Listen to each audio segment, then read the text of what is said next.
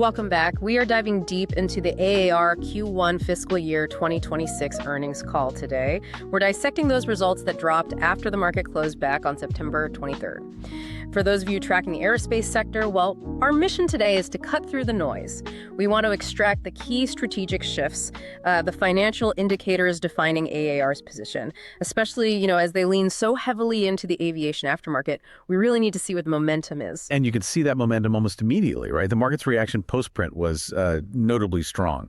The stock firmed up, 2.43% in after-hours trading. That's a pretty clear signal the street liked what they saw in the numbers and probably felt good about management's commentary, too. Okay, let's start with that headline snapshot, because this quarter really was a significant dual beat. Just a clean sweep, top and bottom lines, sets a powerful pace for their fiscal year. Absolutely. On the profitability side, you saw a non-GAAP EPS land at $1.08. Now, compare that to the consensus estimate, which was floating around 0.98 cents. So they beat expectations by a comfortable margin. And that's also robust 27% year-over-year growth. Impressive. And the revenue wasn't far behind in terms of that positive surprise. Sales came in at $740.7 million, comfortably exceeding the implied consensus of roughly $685.7 million. That translated to a solid 12% year-over-year revenue growth. It's hard to ask for a better start, really. And what gives these numbers, real quality is that profitability improvement. We saw the adjusted EBITDA margin expand by 40 basis points. It hit 11.7%. Okay, 40 basis points. Yeah, and for you, the listener, remember, a basis point is just 1/100%. So a 40 BPS expansion, it means their operational execution is getting sharper. And crucially, the segments they're focusing on, they're just inherently more profitable than the overall mix used to be. Just for formality, the GAAP net income settled at $34.4 million. Okay, so let's unpack the true engine driving this beat, because it really is a story of strategic focus. We're talking about that shift toward part supply and distribution. Management's been signaling this pivot for years, and now, we're really seeing it accelerate. This is where we have to look at that adjusted organic sales metric. It's crucial because it strips out the noise from that recent landing gear overhaul divestiture. Right, got to adjust for that. Exactly. Excluding that impact, organic sales grew an exceptional 17% in the quarter. 17% growth overall is impressive, yeah. But then you zoom into the part supply segment specifically. And the numbers jump even higher. Right. Adjusted sales in that segment surged 27% year over year. 27%, wow. And that growth is concentrated in new parts distribution. Management highlighted this as their fastest growing activity. They said it's been averaging over 20% organic growth in each of the last 4 years. 4 years running at 20% plus. That is an incredible display of consistency, durability, especially in what can be a very cyclical industry. Okay, so this brings us to a key concept. This shift toward distribution versus, say, maintenance, repair, and overhaul, or MRO. Why does this mix shift matter so much for their margin expansion? Why is that the key? Well, fundamentally, it's about how they make money. MRO, that's service. It's labor intensive. You're trading time and expertise for revenue. Right. Distribution, though, means moving high-value parts, often with exclusive agreements. And these distribution agreements, they're just inherently margin accretive. They generally carry higher gross margins and, frankly, require less intensive labor input than, say, taking an engine apart for pure maintenance throughput. Got it. So this strategic push, this move toward a higher distribution mix, that's directly responsible for the margin expansion we talked about earlier. And what's fascinating here is that management, they weren't content to just ride the market tailwind, were they? They specifically addressed the nature of that distribution growth in the Q&A session. That's right. They confirmed that the majority of recent distribution wins, these big long-term parts contracts, actually came from actively taking market share from competitors. So not just market growth, but actively winning business. Exactly. Not just waiting for the overall market to lift them. They attribute this success to their exclusive distribution model. It's a structure that apparently really appeals to the original equipment manufacturers, the OEMs. So they're structured to win, and it sounds like they're also positioned perfectly for the current aerospace environment. Exactly right. They called out their substantial exposure to the engine aftermarket, which, is arguably the hottest segment in aerospace right now. You've got aging fleets, high utilization rates. Approximately 0% of their USM, that's used serviceable material, parts business, is engine-related. Plus, their largest distribution line, Unison, deals primarily in engine accessories. So heavily levered to engines. Yeah. If you believe, like many do, that the cycle of engine repair and replacement is only accelerating, well, AAR is heavily geared toward that upside. Okay, shifting gears just slightly. Let's look at the repair and engineering segment, the R&E side. While parts supply is clearly the superstar this quarter, Yeah. R&E still held up pretty well, though its growth was a bit slower. It did. R&E saw organic sales growth of 8%, which, still signals robust underlying demand for MRO services. But you raise a critical point. How quickly can they actually scale the maintenance side to keep pace? Right. Management highlighted MRO capacity expansion efforts that are underway. Oklahoma City and Miami, they're aiming to add about 15% capacity to their network. 15% capacity is a big deal, but you said it won't come online until calendar 2026. That's the timeline, yeah. So given the current backlog in the MR world, is it aggressive enough? Or does that mean they're potentially leaving some repair revenue on the table in the near term? That's the trade-off, isn't it? They're investing for the long haul, leveraging the current strength to make sure they can capture the volume when those new hangars are ready. Yeah. But yeah, for the next few quarters, parts distribution is definitely carrying the heavy lift on growth. Now, here's where it gets really interesting and where we move maybe from the purely good news to the necessary, let's call it the watch item. That's the cash dynamic. Yes. Because despite the strong revenue, the margin expansion, this quarter showed a significant use of working capital. This is the essential caveat, I think, to the otherwise, pretty perfect quarter. Cash flow from operations was negative $44.9 million in Q1. Ooh, that's a chunky negative number. What was the strategic trade-off? What drove that deficit? It was almost entirely driven by strategic investments. They injected over $50 million into inventory. $50 million, wow. Yes, specifically to support future growth, boosting inventory for that distribution segment and USM parts. And they also spent $15 million on the acquisition of AeroStrat, which we should definitely talk about in a moment. Okay, that inventory build makes sense logically if they're capturing market share and growing parts supply by 27%. Right. You need the parts on the shelf. But that kind of investment, it requires scrutiny on their balance sheet, doesn't it? It absolutely does. And the debt level did rise slightly.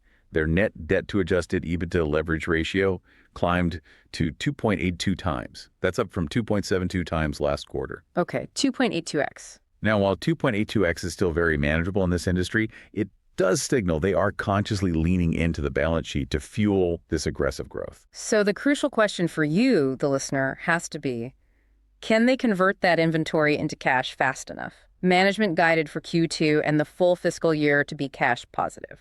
Do we? Do we buy that guidance? So we kind of have to take them at their word for now. Yeah. But the critical metric to scrutinize next quarter, absolutely critical, will be inventory turns and the rate at which free cash flow normalizes. Wait. Because if they don't execute flawlessly on selling that $50 million in new inventory, this pressure point could become a serious risk. It's that classic high-growth dilemma, isn't it? Invest heavily today for massive gains tomorrow, or stay conservative. And AAR clearly chose the former path here. Okay, so given the strong start and management's apparent confidence in their inventory conversion strategy, let's look at the forward guidance. They clearly felt comfortable enough to update their outlook for the year. They absolutely lifted the goalposts. Full-year organic sales growth guidance was raised from 9% to now approaching 10%, so confirming the durability of this momentum. Okay. And for the immediate next quarter, Q2, they expect solid sales growth of 7% to 10%. And they're targeting adjusted operating margins between 9.6% and 10%. That guidance really underpins the continued strategic execution, which involves not just parts, but also software. We need to talk about that increasing intellectual property strategy, highlighted by the AeroStrat acquisition. Right, AeroStrat. It provides maintenance planning software. And this immediately expands the reach of AAR's own proprietary TRACKS solution. TRACKS, remind us. Yeah, TRACKS is AAR's enterprise resource planning, their ERP platform. It's kind of the digital backbone that tracks everything from flight schedules to parts inventory for airlines. Ah, okay. So they aren't just selling parts and repairs. They're selling the actual tools and systems that help run the entire airline operation. This lets them differentiate their offering from, say, pure play MRO competitors who might not have that digital capability. Precisely. And they're executing a deliberate cross-selling strategy here, leveraging their heavy maintenance presence, getting the repair contracts to then drive component repair volume into their product support assets, basically get their foot in the door with a repair contract and then try to sell the TRACKS software solution on top of that. But management admitted this software strategy is still in the early innings. with long sales cycles. They did. That sounds like a potential risk to the narrative, doesn't it? If the software gains take years to really materialize, doesn't that delay the multiple re-rating we might be, betting on? It certainly adds an element of patience to the equation, yeah. But they have another catalyst that seems much more immediate, the TRACKS e-commerce marketplace initiative. An e-commerce play. Yeah, this is an active project. They want to leverage the massive amount of TRACKS data they have and their operator base to create a new parts sourcing platform. We should see concrete progress announcements on that e-commerce front in the first half of 2026. That feels like the shorter cycle software win they might be aiming for. Okay, zooming out completely now, we can't ignore the macro environment. The broader aerospace and defense sector is just a giant tailwind right now. Huge tailwind. We've seen sector ETFs like ITA significantly outperform the S&P 500 year to date. AAR set up benefits directly from that robust commercial aero utilization and strong defense demand. It provides serious macro support for that approaching 10% organic growth target. The macro foundation is definitely solid. But the real upside, I think, rests on those strategic changes we just covered, that pivot toward higher margin distribution and the software optionality. So maybe let's frame this up as a potential trade opportunity based on these fundamental shifts. Time for our This Is Not Financial Advice segment, the trade pitch. Okay, so if you look at AAR today, the market still, arguably, tends to value the company too closely to traditional lower multiple MRO peers. Just lumps them in with the old guard? Kind of. And that means the market might be failing to adequately account for two key factors. First, that accelerating high-margin distribution segment, the one delivering 20% plus organic growth consistently by actively taking market share.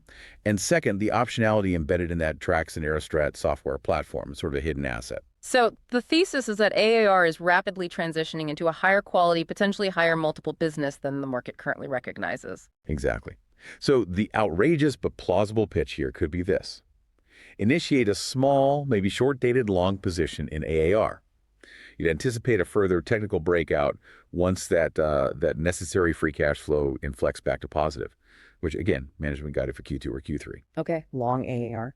And to hedge that risk, maybe sharpen the focus, you could pair that long position with a short hedge, maybe against a basket of traditional lower growth MRO pure plays, companies without that distribution or software angle. So this trade isn't just betting on the general aerospace trend lifting all boats. It's a specific bet on mix expansion of the company fundamentally transforming its internal margin profile, and a potential re-rating toward a more technology-enabled multiple. That's sustained taking market share narrative. That's where the potential alpha lies. That's a powerful conclusion, really resting squarely on that parts distribution engine and the potential re-rating. Let's quickly recap the essentials for you, the listener. We saw a clean dual beat, driven overwhelmingly by the part supply segment. That showed aggressive 27% adjusted sales growth, achieved largely through market share capture in new parts distribution. And strategically, they're broadening their IP footprint via that AeroStrat acquisition, pushing into software. And it's a significant, but given that substantial investment of over $50 million in inventory during Q1, all to support this rapid growth, the single most critical metric to watch next quarter has got to be inventory turns. How fast can they move that inventory? Exactly. If they execute, if cash conversion normalizes as they guided, then the strategic bet looks like it's paying off beautifully. Yeah. But if it doesn't, if inventory builds or turns slow down, that debt load, even at 2.82x, could become a meaningful hurdle. Yeah. So the real question is, will the balance sheet cooperate with this aggressive growth plan? That is definitely the question to mull over as we head into next quarter's results. Thank you for diving into these materials with us today.